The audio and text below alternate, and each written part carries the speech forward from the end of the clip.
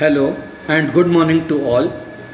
आज हम करने जा रहे हैं 12th के अकाउंट का चैप्टर नंबर फर्स्ट। चैप्टर का नाम एनपीओ। चैप्टर का नाम NPO, not for profit organisation, जिसका नाम है। बच्चों को ये चैप्टर एक्चुअली मुश्किल लगता है।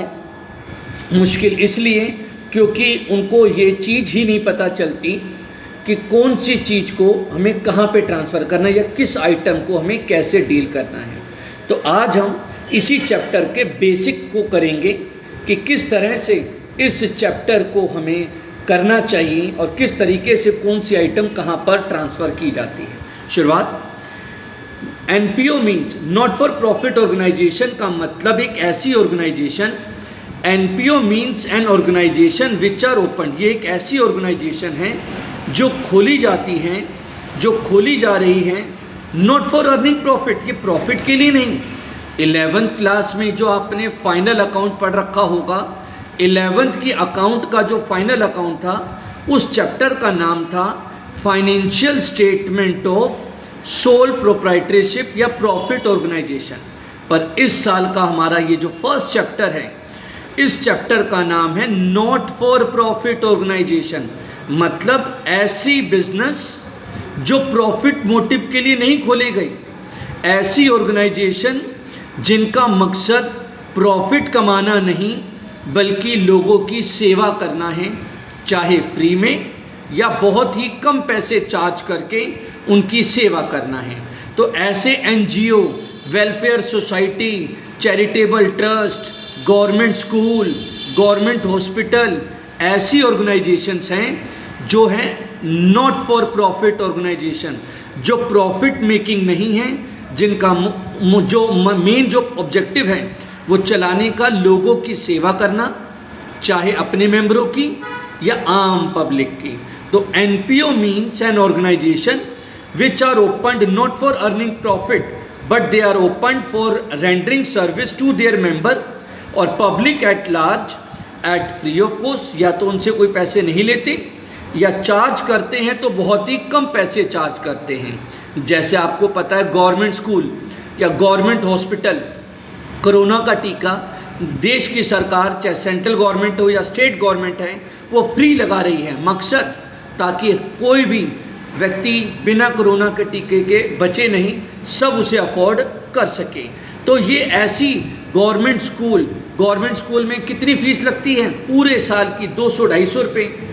ये कोई मामूली सी फीस, और उससे ज़्यादा पैसे तो गवर्नमेंट स्कूल में बच्चों को मिल ही जाते हैं। तो मुद्दा क्या है इस चीज़ में कि they do not carry any, ये कोई मैन्युफैक्चरिंग एक्टिविटी नहीं करते, इसलिए ये कोई ट्रेडिंग या पीएनएल अकाउंट नहीं बनाते।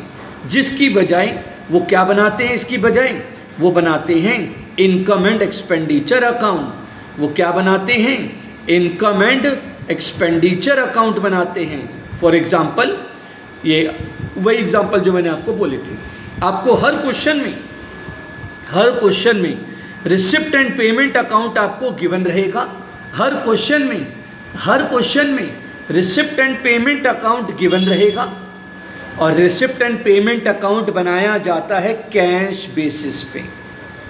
कैश बेसिस मतलब कि अकाउंट के अंदर receipt and payment account cash basis पे बनाया जाता है। रिसिप्ट एंड पेमेंट अकाउंट मतलब ऐसा अकाउंट जो ये नहीं देखता कि पैसे कौन से साल के आए। कि 11th में आपने पढ़ा है कि अकाउंट के दो बेसिस होते हैं, कैश बेसिस और accrual basis. Income and expenditure बनता है अक्रूवल बेसिस पे, जबकि रिसिप्ट एंड पेमेंट बनता है कैश बेसिस पे। कैश बेसिस मतलब पैसा आया तो रिकॉर्ड करो, पैसा आया तो रिकॉर्ड करो और पैसा गया तो रिकॉर्ड करो, नो मैटर वो करंट ईयर का था या पिछले साल का था या अगले साल का था। रिसिप्ट मतलब पैसा मिला और पेमेंट मतलब पैसा गया। तो रिसिप्ट एंड पेमेंट अकाउंट बनाया जाता है। पेपर में 1 नंबर का क्वेश्चन आ जाता है। पिछले साल भी आया था ये क्वेश्चन कि रिसिप्ट एंड पेमेंट अकाउंट किस बेसिस पे बनाया जाता है। तो इसलिए मैंने लिख रखा है कैश बेसिस, और ये बनाया जाता है अक्रूवल बेसिस पे। आपको हर क्वेश्चन में रिसिप्ट एंड पेमेंट गिवन रहेगा। और इनकम एंड एक्सपेंडिचर अकाउंट आपको बनाना होगा, ओपनिंग और क्लोजिंग बैलेंस शीट बनानी होगी। इनकम एंड एक्सपेंडिचर अकाउंट बनाना होगा, ओपनिंग और क्लोजिंग बैलेंस शीट आपको बनानी होगी।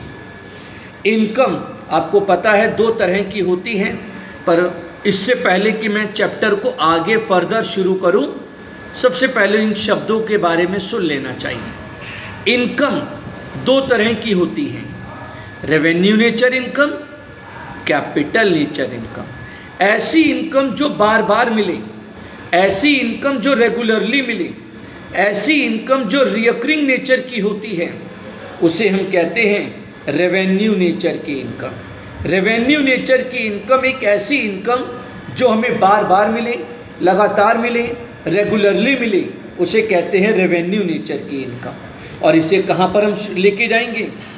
रिसिप्ट साइड पर जो रेवेन्यू नेचर की इनकम होंगी वो जाएगी इनकम साइड पर, और जो कैपिटल नेचर की इनकम, ऐसी इनकम जो कभी कभी मिलती है, कोई फिक्स नहीं है कि मिलेगी ही, ऐसी नॉन रिकरिंग नेचर की इनकम को हम कैपिटल नेचर की इनकम कहते हैं। नॉन रिकरिंग नेचर की इनकम को हम कैपिटल नेचर की इनकम कहते हैं। और ये कहाँ पर जाएंगी? क्लोजिंग बैलेंस शीट की लायबिलिटी साइड पर। सिमिलरली खर्चा यानी एक्सपेंडिचर भी दो तरह का होता है, रेवेन्यू नेचर, ऐसा खर्चा rent, salary, electricity, insurance, advertisement, ये प्रिंटिंग, पोस्टेज, ये सब हैं रेवेन्यू नेचर के खर्चे। रिकरिंग नेचर के खर्चे, ऐसे खर्चे जो डेली, वीकली, मंथली, ईयरली होते ही हैं। रिकरिंग नेचर के खर्चों को हम कह रहे हैं रेवेन्यू नेचर का खर्चा। और ऐसे खर्चे जो हम किसी एसेट को खरीदने में करें, मशीन खरीदें, फर्नीचर खरीदें, books, investment, billiard table, car, scooter, कोई एसेट खरीदें, उसे हम क्या कहते हैं? कैपिटल नेचर का खर्चा। पैसे हमारे तब भी जाएंगे जब आप छोले भटूरे खरीदेंगे, और पैसे तब भी जाएंगे जब आप टेबल या चेयर खरीदेंगे। पर छोले भटूरे खरीदना रेवेन्यू नेचर का खर्चा, पर टेबल या चेयर खरीदना कैपिटल नेचर का खर्चा। रेंट पे करना रेवेन्यू नेचर का खर्चा, बिल्डिंग खरीदना कैपिटल नेचर का खर्चा। तो इनकम कितने तरह की होती हैं? दो तरह की, रेवेन्यू नेचर और कैपिटल नेचर।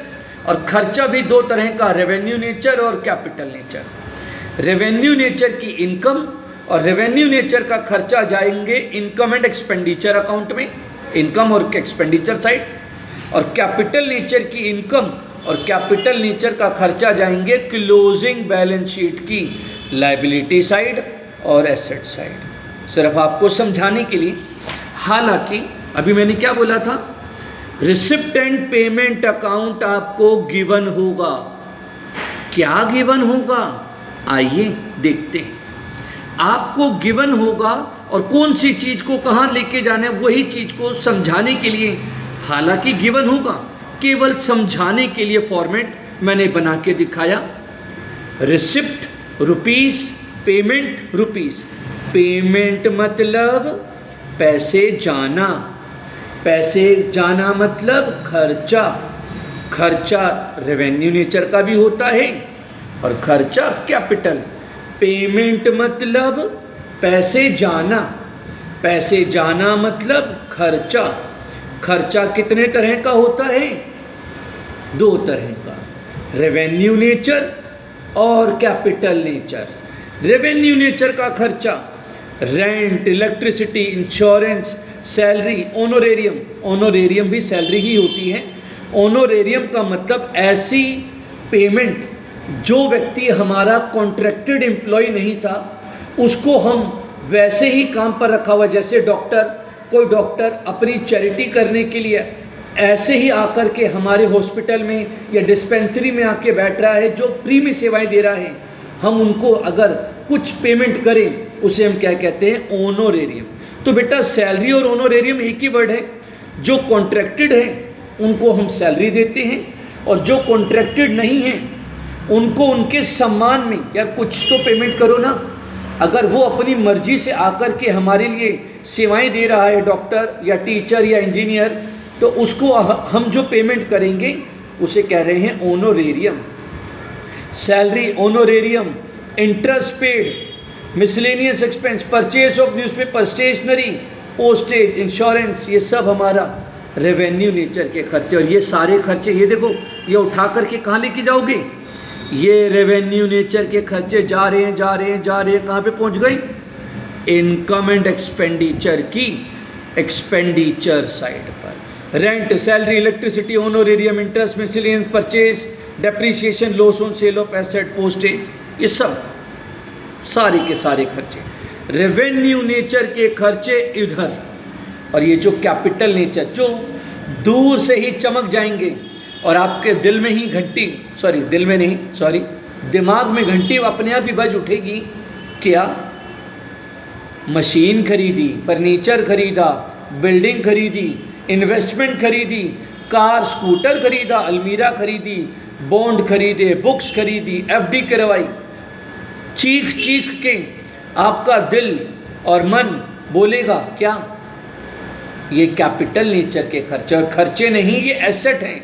और ये कहाँ पर जाएंगे, जितनी भी पेमेंट साइड पर अगर आपको एसेट दिखाई दे रही हैं, इसे ओपनिंग में नहीं डालेंगे, ओपनिंग में नहीं डालेंगे, कहाँ डालेंगे, क्लोजिंग बैलेंस शीट में डालेंगे, एसेट साइड पर। ओपनिंग बैलेंस शीट में तो वही एसेट डालेंगे जो क्वेश्चन में इसी रिसिप्ट एंड पेमेंट के नीचे एडजस्टमेंट में लिख के देगा, साल के बिगिनिंग पे हमारे पास, साल के बिगिनिंग पे हमारे पास कौन कौन सी एसेट पड़ी हैं, साल के बिगिनिंग पे हमारे पास कौन कौन सी एसेट्स और लायबिलिटी पड़ी हैं, वही डालेंगे।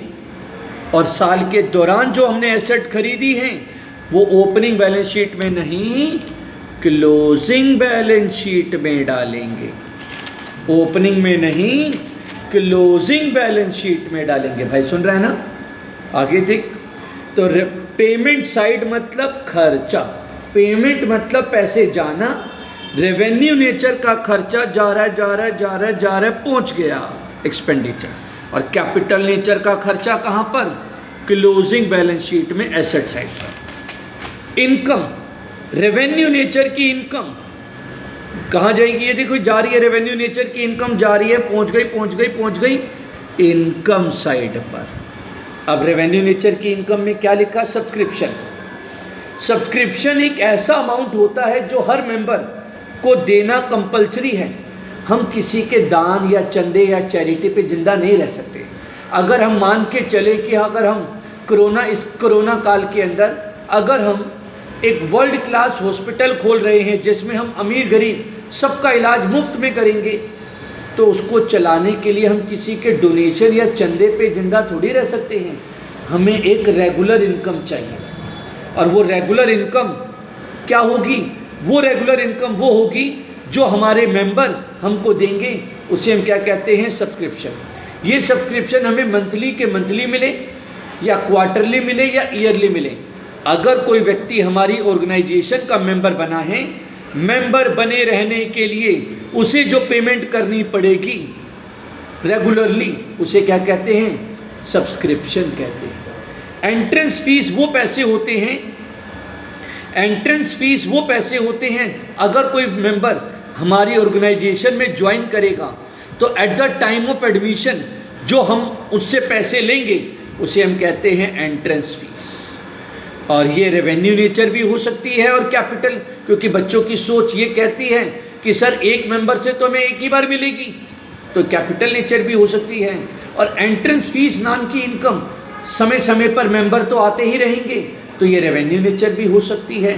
तो सर मैटर नहीं करता है, ये आपने रेवेन्यू नेचर ही बोलनी है जब तक कि क्वेश्चन में अलग से मेंशन ना करा जाए, आपके लिए रेवेन्यू नेचर है। जनरल डोनेशन, जब डोनेशन देने वाला व्यक्ति पैसे डोनेट करते वक्त डोनेशन का पर्पस ना बताए उसे हम कहते हैं जनरल डोनेशन। और डोनेशन का जब वो पर्पस बता दे तो उसे हम क्या कहते हैं, special donation, capital nature income. तो डोनेशन का पर्पस बता दे तो स्पेशल, ना बताए तो general donation. Interest receive, miscellaneous receipt, grant, sale of old newspaper, ये सब हमारी रेवेन्यू नेचर की इनकम है। और कैपिटल नेचर की इनकम लीगेसी, जिसे हम कहते हैं वसीयत। जब कोई व्यक्ति, बहुत अमीर व्यक्ति, मान लीजिए अगर कोई व्यक्ति मरने से पहले ही ये डिसाइड कर जाए, अगर कोई व्यक्ति मरने से पहले ही ये डिसाइड कर जाए कि मेरे मरने के बाद मेरी ज़मीन जायदाद जितने भी धन दौलत रुपया पैसा है जब तक जिंदा हूँ वो मेरा, और उसके बाद ये किसी और चैरिटेबल संस्था को, एनजीओ को डोनेट कर दिया जाए, तो उस एनजीओ की तो लॉटरी लग गई। उस एनजीओ को ये इनकम बार बार थोड़ी मिलती है, कभी कभार मिलने वाली इनकम है। लीगेसी कैपिटल नेचर की इनकम है। लाइफ मेंबरशिप फीस, अगर कोई मेंबर ऑर्गेनाइजेशन के अंदर हमें पूरी लाइफ टाइम के पैसे इकट्ठे दे दे, अगर कोई व्यक्ति हमारी ऑर्गेनाइजेशन का लंबे समय के लिए मेंबर बन रहा है, तो वो जो हमें एक वन टाइम पैसे देगा उसे हम क्या कहते हैं? लाइफ मेंबरशिप फीस कहते हैं। उसके बाद endowment fund, gift endowment fund मतलब fund in kind form, kind form में जो हमें फंड के रूप में पैसे मिलते हैं उसे हम कहते हैं एंडोमेंट फंड। स्पेसिफिक फंड, बेटा एक नाम डाल दिया है, अब किसी भी चीज़ के नाम के आगे ना फंड आ जाए, charity fund, tournament fund, building fund, match fund, prize fund, तेरा फंड मेरा फंड, नाम आ जाए फंड ही फंड, उसे हम क्या कहते हैं? कैपिटल नेचर की इनकम। जैसे स्पेशल डोनेशन, टूर्नामेंट फंड और सेल ऑफ एसेट। इन कुछ नामों को बच्चा लोग, इन कुछ नामों को ना याद कर लेना, इन कुछ नामों को आप याद कर लेना कि ये होते हैं रेवेन्यू नेचर, ये होते हैं क्या बोल रहा हूँ, सॉरी, ये होते हैं कैपिटल नेचर। कैपिटल नेचर के अलावा जितनी भी हैं वो सब रेवेन्यू नेचर। ये है capital nature, legacy, life membership fees, endowment fund, special fund, specific fund, special donation, tournament fund, ये सब हमारे हैं कैपिटल नेचर की इनकम। इसके अलावा सब रेवेन्यू नेचर। और कैपिटल नेचर की इनकम कहाँ पे जाती है? क्लोजिंग बैलेंस शीट की लायबिलिटी साइड पे, क्लोजिंग बैलेंस शीट की लायबिलिटी साइड पर जाती है। ठीक है, तो इस तरह से हम चीज़ों को डिवाइड करते हैं। बच्चों की सबसे बड़ी दिक्कत, पता ही नहीं चलता बच्चों को कौन सी आइटम कहाँ पर ट्रांसफ़र करनी है। उसी चीज़ को समझाने के लिए मैंने ये चीज़ों को इधर उधर ट्रांसफ़र करके दिखाया है। रेवेन्यू नेचर का खर्चा, रेवेन्यू नेचर की इनकम, प्लस माइनस कीजिएगा, प्लस माइनस करें, इधर निकलेगा सरप्लस, इधर निकलेगा डेफिसिट। ओपनिंग बैलेंस शीट का जब टोटल करेंगे तो आएगा कैपिटल फंड, और कैपिटल नेचर का खर्चा और कैपिटल नेचर की इनकम। कैपिटल नेचर का खर्चा asset side, income liability side, और इसी कैपिटल फंड के अंदर सरप्लस को प्लस और डेफिसिट को माइनस करेंगे जब, तो हमारे पास आ जाएगी टोटल अमाउंट। और बैलेंस शीट का जब आप टोटल करेंगे तो आप पाएंगे अजीब सी अमाउंट दोनों सेम आ जाएंगी, बस जादू हो जाएगा, दोनों के दोनों अमाउंट सेम टू सेम आ जाएगी। पर बेटा इतना ही नहीं, ये तो समझाया अभी फॉर्मेट, इसके अंदर बेटा टोटल ना 5 एडजस्टमेंट भी हैं, और अगर वो एडजस्टमेंट आपने कर ली तो चैप्टर 90% तो आपका सॉल्व हो जाएगा, 90%। तो आइएगा बड़े बड़े अक्षरों में ये देखिएगा, एडजस्टमेंट लिखा है।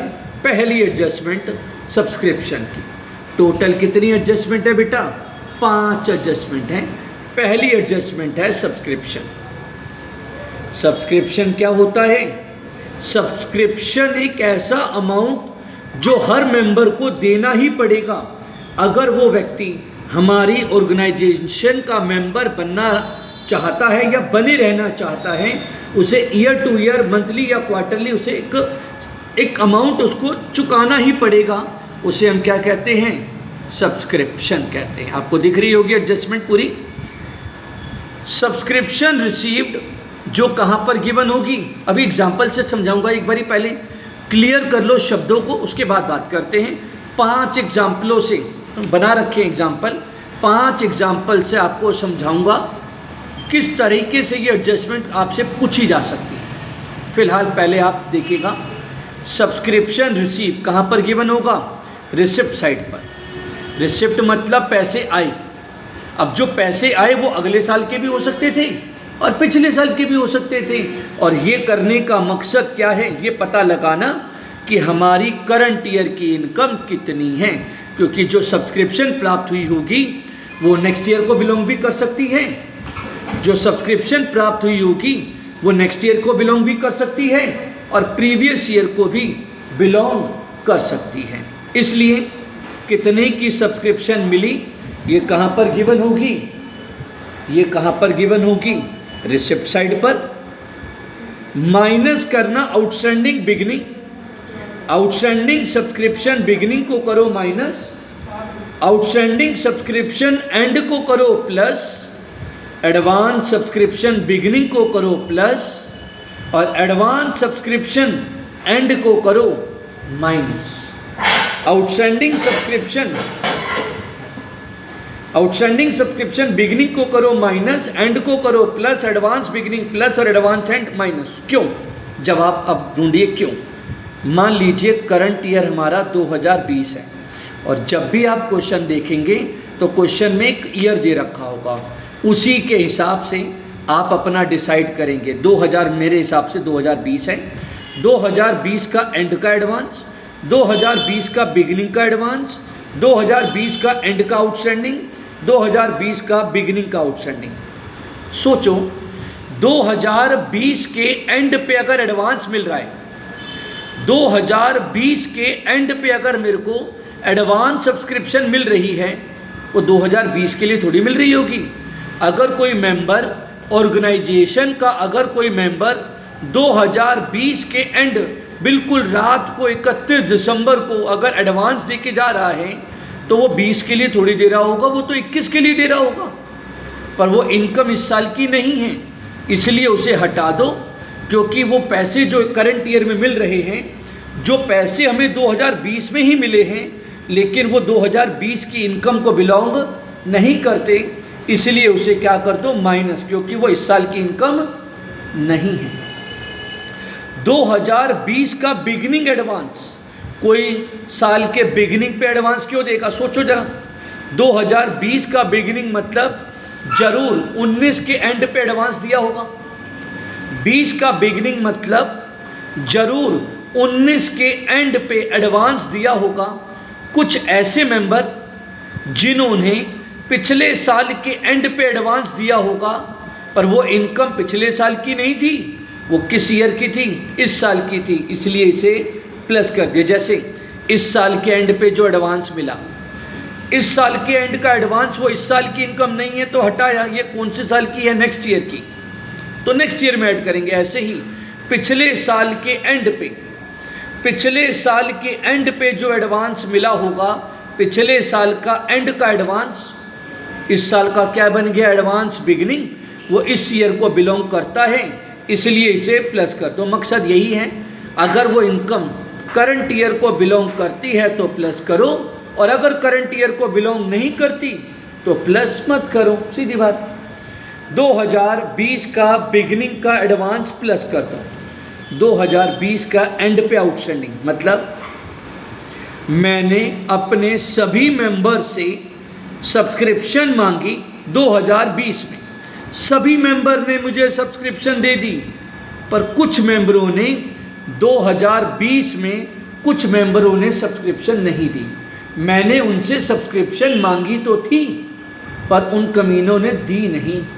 सॉरी, कमीने बोल रहा हूँ। 2020 के एंड पे आउटस्टैंडिंग, मतलब मैंने 2020 की सब्सक्रिप्शन मांगी, सब मेंबरों ने दे दी, पर कुछ मेंबरों ने सब्सक्रिप्शन नहीं दी। कब देंगे वो कमीने? नेक्स्ट ईयर में। पैसे कब आएंगे? नेक्स्ट ईयर में।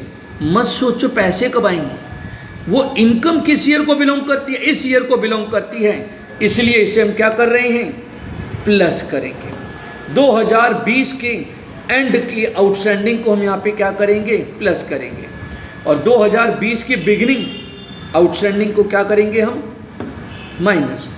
2020 की बिगिनिंग आउटस्टैंडिंग को हम क्या करेंगे यहाँ पे? हम माइनस। 2020 की बिगिनिंग आउटस्टैंडिंग को हम क्या करेंगे? हम माइनस। क्योंकि वो 2020 की आउटस्टैंडिंग मतलब जरूर वो पिछले साल की एंड की आउटस्टैंडिंग रही होगी, जरूर वो पिछले साल की एंड की आउटस्टैंडिंग रही होगी। वो इनकम कौन से साल की थी? 19 की थी। जरूर वो पिछले साल की एंड पे आउटस्टैंडिंग रही होगी और उसके पैसे कम आके मिल रहे होंगे इस साल, पर वो इस साल की इनकम नहीं है, इसे हटा दो। और जब इसे प्लस माइनस करोगे तो हमारे पास आ गया करंट ईयर की इनकम। तो मतलब प्लस माइनस करने का मकसद जो करंट ईयर को बिलोंग करती है उसे ऐड कर दो, और जो पिछले साल की थी, जो पिछले साल को बिलोंग करती है उसे हटा दिया, और जो नेक्स्ट ईयर को बिलोंग करती है उसे हटा दिया। जैसे, और ये जाएंगी कहाँ पर, ये भी देख लीजिए। आउटस्टैंडिंग सब्सक्रिप्शन बिगिनिंग वाली ओपनिंग बैलेंस शीट, एंड वाली closing balance sheet asset side, और एडवांस सब्सक्रिप्शन बिगिनिंग वाली ओपनिंग बैलेंस शीट, एंड वाली closing balance sheet liability side. पता होना चाहिए कौन से आइटम हमें कहाँ पर ट्रांसफ़र करनी है, और ये जाएगी इनकम साइड पे। जैसे पहला एग्जाम्पल, 5 एग्जाम्पल से आपके कंसेप्ट को क्लियर करने के लिए 5 एग्जाम्पल बना रखे हैं, जैसा आपके सामने है। 2 सब्सक्रिप्शन 3 लाख रुपये, हमें टोटल कितना सब्सक्रिप्शन मिला? 3 लाख रुपए का सब्सक्रिप्शन मिला। आउटस्टैंडिंग बिगिनिंग, ये डेट ही देख लो, outstanding beginning, outstanding end, advance beginning, ये लिखा आउटस्टैंडिंग और advance, outstanding beginning, outstanding end, advance beginning और एडवांस एंड। ये लीजिए जी, सब्सक्रिप्शन रिसीव्ड 3 लाख रुपए, outstanding beginning, outstanding end, advance beginning, advance end. बस आपको ये पता होना चाहिए लॉजिक, आउटस्टैंडिंग बिगिनिंग को मैं माइनस, एंड को मैं प्लस, एडवांस बिगिनिंग को प्लस और एडवांस एंड को माइनस क्यों कर रहा हूँ, फिर तो कोई दिक्कत ही नहीं होगी। प्लस माइनस किया, सब्सक्रिप्शन फॉर द ईयर आ गया। पेपर में 3 नंबर का अलग से क्वेश्चन आता है, 10 नंबर का चैप्टर है, 3 नंबर के अलग से क्वेश्चन आता है, 6 नंबर का बड़ा, 3 नंबर का एक छोटा क्वेश्चन आता है। तो इसलिए इम्पॉर्टेंट है एडजस्टमेंट। तो मैं पहली एडजस्टमेंट को करा रहा हूँ, एडजस्टमेंट सब्सक्रिप्शन, और इसको कराने के 5 एग्जाम्पल आपको दे रहा हूँ। Example number second, receipt and payment account 2020, receipt and payment account 2020 2 subscription 2019, 20 और 21, 12, 280 और 8, टोटल हो गया 3 लाख। रिसिप्ट एंड पेमेंट है 2020 का, ये सारे पैसे कब मिले हैं? 20 में मिले हैं। ये रिसिप्ट एंड पेमेंट है 2020 का, ये पैसे कब मिले? 2020 में मिले, पर 21 का मिले, 21 के मिले, यानी कि 2020 में तो मिले पर 21 के मिले। मतलब ये वाले पैसे इस साल को बिलोंग नहीं करते। कौन से साल को बिलोंग करते हैं? 21 को बिलोंग करते हैं। तो यानी कि 20 में मिले 21 के पैसे, तो ये क्या है? एक तरह से एडवांस एंड, कि मतलब इस साल के एंड पे मिल गए, इस साल के एंड पे मिल गए, पर इस साल के लिए नहीं, नेक्स्ट ईयर के लिए। This is advance and. और 12,000 मिले 2019 के, मिले तो 20 में ही हैं भाई और बहनों, मिले 20 में ही हैं, पर 19 वाले, यानी 19 में ये नहीं मिले थे, जरूर ये 19 में क्या रह गए होंगे? आउटस्टैंडिंग। और जरूर ये पिछले साल के एंड के आउटस्टैंडिंग थे, तो ये इस साल के क्या बन गए? Outstanding beginning. क्या बन गए ये? Outstanding beginning. तो 2020 में मिले 19 वाले पैसे और 2020 में मिले 2021 के पैसे, तो ये तो करंट ईयर के है ही। तो टोटल 3 लाख रुपए में 12,000 मिला पिछले साल का और 8,000 मिला नेक्स्ट ईयर का, तो ये है आउटस्टैंडिंग बिगिनिंग और ये है एडवांस एंड। और बाकी 2 चीज़ें मैंने नीचे बता रखी हैं। आउटस्टैंडिंग सब्सक्रिप्शन 2020 के एंड पे, 2020 के एंड पे कितना आउटस्टैंडिंग है? आउटस्टैंडिंग एंड, और 2019 के एंड का एडवांस। बेटा 19 का एंड, 20 का क्या बन गया? ये बिगिनिंग। हमें अपनी सब चीज़ें करंट ईयर के हिसाब से बात करनी है। 2019 के एंड का एडवांस, 2020 का क्या बन गया, एडवांस बिगनिंग। तो दो चीज़ें ऊपर हैं और दो चीज़ें नीचे हैं। तो टोटल कितनी सब्सक्रिप्शन मिली, 3 लाख रुपए की। टोटल कितनी सब्सक्रिप्शन मिली, 3 लाख रुपए की सब्सक्रिप्शन मिली। ठीक है, टोटल कितनी सब्सक्रिप्शन मिली, 3 lakh. Outstanding beginning, outstanding end, advance beginning और एडवांस एंड, बस भरना था, प्लस माइनस किया, जय माता दी, हो गई, आंसर आ गया। अगर गलती से स्कूल के अंदर टीचर मैडम मास्टर जी बोल दें अगर अकाउंट बनाने के लिए, तो अकाउंट बनाना भी उतना ही आसान है, अकाउंट बनाना भी उतना ही आसान है। Outstanding beginning, outstanding end, advance beginning, advance and, outstanding beginning, outstanding end, advance beginning, advance and. और हमें कितना सब्सक्रिप्शन प्राप्त हुआ वो यहाँ पे लिखेंगे हम, तो अपने आप निकल आएगा इनकम एंड एक्सपेंडिचर में कितना ट्रांसफ़र। पर बेटा हम पता कराते नहीं है इस चीज़ को, अकाउंट हमारा तो काम इसी से ही चल जाता है। अगला एग्जाम्पल नंबर 3, करंट ईयर 2020, तीसरी बार पढ़ा रहा हूँ 2020। आप भी जब क्वेश्चन करेंगे तो आपका भी काम यही रहेगा, सबसे पहला काम करंट ईयर को पढ़ना। आपका करंट ईयर क्या है, टोटल सब्सक्रिप्शन मिले 287, टोटल कितनी सब्सक्रिप्शन मिली, 287 की, जिसमें से 5000 मिली नेक्स्ट ईयर की एडवांस एंड और 12000 मिली प्रीवियस ईयर की, ये है आउटस्टैंडिंग बिगिनिंग, एडवांस एंड और आउटस्टैंडिंग बिगिनिंग। पर कहानी में ट्विस्ट, नहीं तो फिर दूसरे और तीसरे में फ़र्क ही क्या रह जाएगा, कहानी का ट्विस्ट। पहले तो मैंने वही वर्ड लिख लिया, subscription receive 287, subscription receive 287, outstanding beginning, outstanding end, advance beginning, advance and, outstanding beginning, outstanding end, advance beginning, advance and, plus minus अभी करके दिखा रहे, 1 मिनट बस। Outstanding subscription eight the end of 2019, पिछले साल के एंड पर कितना सब्सक्रिप्शन आउटस्टैंडिंग था, 15। पिछले साल का एंड यानी इस साल का बिगिनिंग, पिछले साल का एंड या फिर इस साल का बिगिनिंग, इस साल के बिगिनिंग पर कितना आउटस्टैंडिंग था, 15।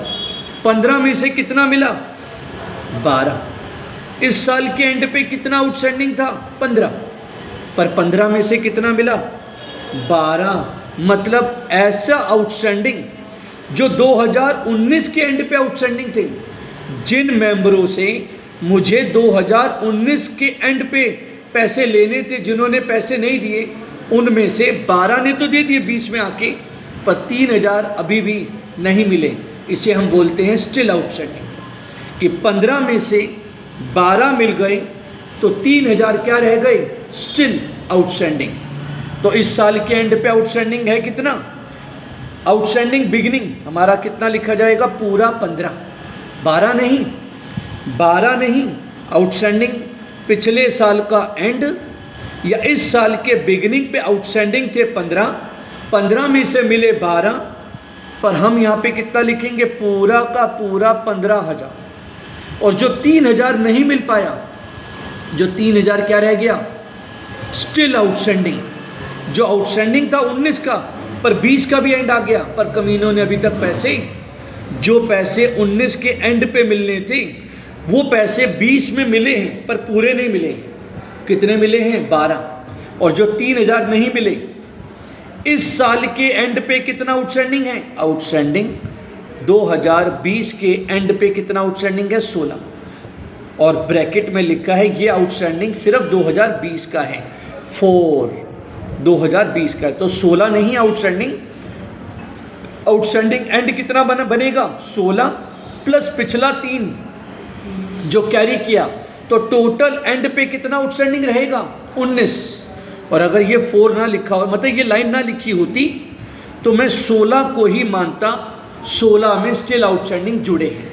तो बच्चा लोग जब लिखा हो फॉर द ईयर तो स्टिल आउटस्टैंडिंग को ऐड करना, और जब लिखा हो एज ऑन या एज एट तो स्टिल आउटस्टैंडिंग उसमें ऑलरेडी इंक्लूड होता है। एज ऑन और एज एट जब लिखा हो तो स्टिल आउटस्टैंडिंग इंक्लूड होता है, और जब लिखा हो फॉर तो उसमें आउटस्टैंडिंग को ऐड करते हैं। तो आपने सुना कि नहीं सुना, पिछले साल की एंड पे कितना आउटस्टैंडिंग था? 15। हमने दिखाया 15 में से मिल गया कितना? 12। 3000 क्या रह गया? Still outstanding.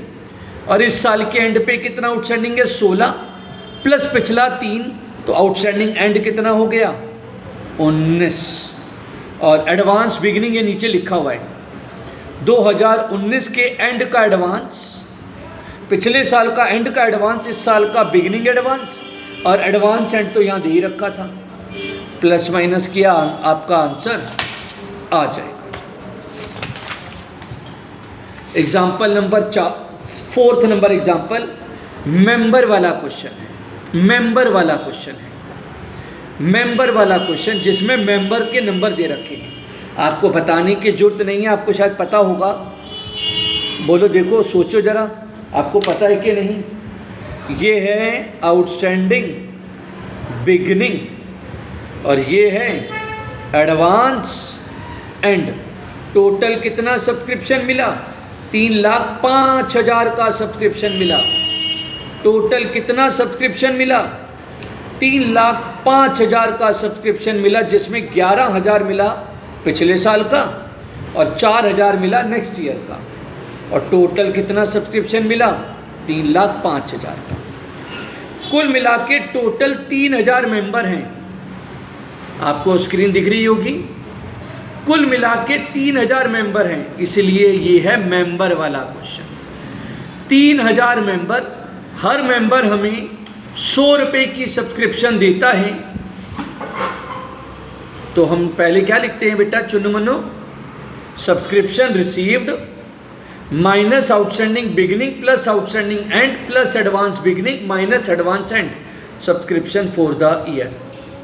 टोटल कितना सब्सक्रिप्शन मिला?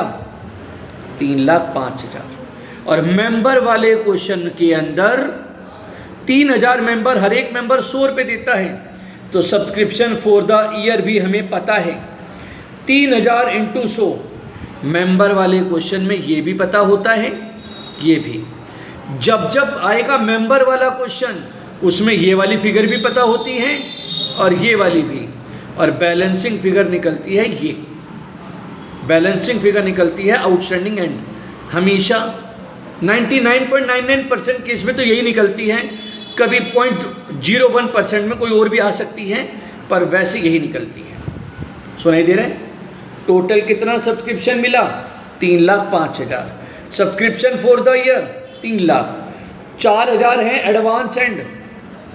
Advance end, advance beginning question में नहीं है, लेकिन नीचे कुछ लिखा है, there are 150 member, there are 150 member outstanding at the end of. पिछले साल के एंड पे या इस साल के बिगिनिंग पे 150 मेंबर आउटस्टैंडिंग थे। 150 इंटू 100 15,000 आउटस्टैंडिंग थे। इस साल के बिगिनिंग पे कितने आउटस्टैंडिंग थे? 15,000। 15 में से कितने मिले? 11। पर यहां पर हम कितना आउटस्टैंडिंग दिखाएंगे? पूरा 15। पिछले साल के एंड पे, पिछले साल के एंड पे या इस साल के बिगिनिंग पे कितने आउटस्टैंडिंग थे? 150 इंटू 100 15,000 आउटस्टैंडिंग थे। 150 इंटू 100 कितने आउटस्टैंडिंग थे? 15,000। 15 में से कितने मिले? 15 में से कितने मिले? 11,000। 15 में से कितने मिले? 11,000। तो 4,000 क्या रह गए? Still outstanding. टेंशन ना लेना सर, वो अपने आप आएगा। बैलेंसिंग फिगर है ना, वो अपने आप आएगा, टेंशन नहीं लीजिएगा प्लीज़। 3,05,000 आउटस्टैंडिंग बिगिनिंग डाल दिया 15। 3 5 माइनस 15 290। 290 में 4 गया तो 286। 286 को 3 लाख बनाना है तो कितना बैलेंसिंग फिगर? 14,000। तो इस 14 में 10 करंट ईयर का है और 4 प्रीवियस वाला जो स्टिल वाला जोड़ा था। तो हमें लेना देना क्या है, हमें तो प्लस माइनस से मतलब था, वो बैलेंसिंग फिगर आ गया। एक टॉप सीक्रेट बात बता रहा हूँ, प्लीज़ किसी को बताइएगा नहीं, रिक्वेस्ट आपसे है सर, ये आपके और हमारे बीच का टॉप सीक्रेट है, ये हमें बिना बैलेंसिंग फिगर निकाले भी पता था। अगर हमारे 3000 मेंबर हैं और हर मेंबर अगर हमें 100 रुपये दे रहा है तो साल में मिलने चाहिए थे कितने, 3 लाख। पर इस साल के मिले कितने, ये पिछले साल का, ये अगले साल का। इस साल का कितना मिला, 290। मिलना कितना था, 3 लाख। मिला कितना, 290। तो 10 तो वो रह गया जो नहीं मिला, और 4 जो पिछला वाला रह गया। 15 में 11 मिला, तो 10 और 4 14। वैसे भी आ जाएगा, पर ये टॉप सीक्रेट रखिएगा प्लीज़, आप सबको, पड़ोसी की कसम है सर, ठीक है जी। और 5वां एग्जाम्पल भी कुछ ऐसे ही था, मेंबर वाला ही है। तो ये अभी मैंने आपके सामने पहली एडजस्टमेंट ख़त्म की, थोड़ा सा मुश्किल थी, आपको अलग अलग तरीक़ों से आपको बताने की कोशिश की सब्सक्रिप्शन को हम कैसे डील करते हैं जी। एडजस्टमेंट नंबर 2, बाकी एडजस्टमेंट में इतना टाइम नहीं लगेगा जितना इसमें लगा। आपको अच्छा लगे तो शेयर करें, सब्सक्राइब करें, आपकी मर्जी, मन करे तो कर देना जी, ठीक है। Adjustment number 2, adjustment for stationery, postage, medicine, cricket goods. Adjustment for stationery, postage, medicine, और मतलब ऐसी आइटम्स जो मटेरियल टाइप है, जिनका स्टॉक बच सकता है, उन सबको कैसे एडजस्ट करें। Adjustment for stationery, postage, medicine, cricket goods, बड़े बड़े अक्षरों में लिख रखा ताकि शब्द आपको सही से वर्ड दिखाई दें। पेमेंट फॉर स्टेशनरी आपको कहाँ पर गिवन रहेगा, पेमेंट साइड पर सर। ओपनिंग स्टॉक को प्लस करो, क्लोजिंग स्टॉक को करो माइनस। क्रेडिटर बिगनिंग, ये सेम चीज़ लिखिए जो पीछे सब्सक्रिप्शन में लिख रहे हैं ना, वही है लॉजिक, अभी बता रहा हूँ। क्रेडिटर बिगनिंग को माइनस, क्रेडिटर एंड को प्लस, एडवांस बिगनिंग प्लस और एडवांस एंड माइनस। एडजस्टमेंट को करने का मकसद क्या है, एडजस्टमेंट को करने का पर्पस केवल एक, ये पता लगाना हमने करंट ईयर में कितनी स्टेशनरी को कंज्यूम किया, नो मैटर वो कब खरीदी, भाई कब खरीदी, नो मैटर कब खरीदी, नो मैटर कब पैसे कब दिए, ये मैटर करता है उसे यूज कब किया। अगर वो करंट ईयर में यूज हुई है तो प्लस होगा, और जो करंट ईयर में यूज नहीं हुई तो हटा दो। ओपनिंग स्टॉक को क्यों प्लस किया, क्योंकि ये वो स्टॉक है जो पिछले साल के एंड पे बच गया था, जो पिछले साल यूज नहीं हुआ था, वो कब यूज होगा, इस साल, इसलिए ऐड कर दो। पेमेंट फॉर स्टेशनरी लिख रहा हूं तो सबको करने का ट्रीटमेंट एक ही है। पेमेंट फॉर स्टेशनरी बोलूं, पेमेंट फॉर मेडिसिन बोलूं, या पेमेंट फॉर क्रिकेट गुड्स बोलूं, या postage, whatever. Payment for stationery में ओपनिंग स्टॉक को करा प्लस, क्योंकि पिछले साल का बचा हुआ स्टॉक इस साल हम यूज करेंगे। और क्लोजिंग स्टॉक को क्यों माइनस करा, क्योंकि जो इस साल के एंड पे जो स्टॉक बच गया वो इस साल यूज थोड़ी होगा, वो कब यूज होगा, नेक्स्ट ईयर, इसलिए उसे क्या कर दो, हटा दो। मकसद केवल एक, ये पता लगाना करंट ईयर में हमने कितनी स्टेशनरी यूज की। ओपनिंग स्टॉक को करो प्लस और क्लोजिंग स्टॉक को करो माइनस। क्रेडिटर बिगिनिंग को करो माइनस, क्रेडिटर एंड को करो प्लस। जो 2020 के एंड पे क्रेडिटर मतलब आउटस्टैंडिंग, हमने 2020 में अपनी स्टेशनरी खरीदी, 2020 में स्टेशनरी खरीदी, पर 2020 के एंड तक हमने उसकी पेमेंट नहीं करी। खर्चा तो 2020 का ही था, करंट ईयर का ही तो खर्चा था वो, इसलिए उसे हम क्या कर रहे हैं, क्रेडिटर फॉर स्टेशनरी एंड को कर रहे हैं प्लस, क्योंकि 2020 का एंड का आउटस्टैंडिंग वो 2020 का खर्चा है। भले इसके पैसे हम जो 2020 के एंड पे पेमेंट नहीं करी, भले इसके पैसे हम नेक्स्ट ईयर में पे करेंगे, नो मैटर पैसे कब पे कर रहे हो, मैटर वो खर्चा किस ईयर को बिलोंग करता है। तो वो खर्चा किस ईयर को बिलोंग करता है, इस करंट ईयर को बिलोंग करता है। तो 2020 का एंड का आउटस्टैंडिंग ऐड करो और 2020 का बिगिनिंग आउटस्टैंडिंग, 2020 का बिगिनिंग आउटस्टैंडिंग ये जरूर पिछले साल के एंड का खर्चा था, जरूर ये पिछले साल को बिलोंग करता था, जिसके पैसे इस साल दिए होंगे, लेकिन ये खर्चा इस साल का नहीं है, इसलिए इसे हटा दो। इसलिए इसे क्या कर दो, माइनस कर दो। Plus advance for stationery, beginning को करो plus, advance for stationery beginning को करो प्लस और एंड को करो माइनस। सोचो 2020 के एंड पर अगर मैं अपने स्टेशनरी वाले सप्लायर को 2020 के एंड पर अगर मैं उसे एडवांस दे रहा हूं तो स्टेशनरी थोड़ी आ गई। 2020 के एंड पे तो मैं क्या दे रहा हूं, 2020 के एंड पे एडवांस दे रहा हूं तो 2020 के लिए थोड़ी दे रहा हूं, वो तो मैं 21 के लिए दे रहा हूं। स्टेशनरी कब आएगी, 21 में। 2020 के एंड पे तो बस मैंने एडवांस दिया था, स्टेशनरी आएगी 21 में, यूज होगी 21 में, खर्चा भी कब का, 21 का, इसलिए इसे हटा दो। और 2020 का बिगिनिंग मतलब जरूर 19 के एंड पे एडवांस दिया होगा, और 19 के एंड का एडवांस जिसकी स्टेशनरी 20 में आएगी, यूज भी कब करेंगे, 20 में। प्लस माइनस करें, आंसर आ जाएगा। कौन सी आइटम कहाँ जाएगी, opening stock opening balance sheet में, closing stock closing balance sheet में asset side, opening creditor opening balance sheet में, क्लोजिंग क्रेडिटर क्लोजिंग में liability side, opening advance opening balance sheet में और closing advance closing balance sheet में asset side पर। यह आ गया हमारा एक्सपेंडिचर साइड का खर्चा। इस साल का खर्चा कितना है। बच्चों को बड़ी दिक्कत होती है ये चीज़ की कि सर कभी तो आप एसेट में डाल रहे हो आउटस्टैंडिंग। भाई एसेट में डालता हूँ आउटस्टैंडिंग इनकम और लायबिलिटी में डालता हूँ आउटस्टैंडिंग खर्चा। एसेट में डालता हूँ आउटस्टैंडिंग इनकम और लायबिलिटी में डालता हूँ आउटस्टैंडिंग खर्चा। एसेट में डालता हूँ प्रीपेड एक्सपेंस और लायबिलिटी में एडवांस इनकम। ओपनिंग वाला मामला ओपनिंग में और क्लोजिंग वाला क्लोजिंग में। लो जी डेमो क्या दिखाऊं, ये लीजिए जी। पेमेंट साइड पे स्टेशनरी है, opening stock closing stock creditor beginning creditor and, बस प्लस माइनस किया जो एडजस्टमेंट समझाई थी। Payment opening stock closing stock creditor beginning creditor and, ये दे रखा।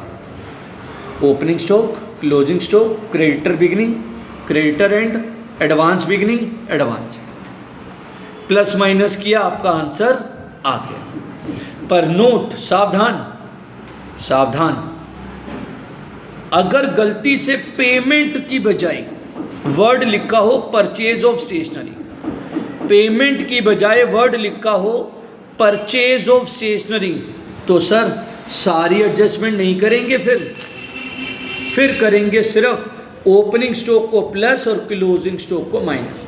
अगर पेमेंट वर्ड लिखा है तो पूरी एडजस्टमेंट, और अगर परचेज वर्ड लिखा है, अगर परचेज वर्ड लिखा है तो ओपनिंग स्टॉक को प्लस और क्लोजिंग स्टॉक को क्या करेंगे, माइनस। तो आ जाएगा stationery consume, stationery consume. Adjustment for salary, third adjustment पे आ गया मैं।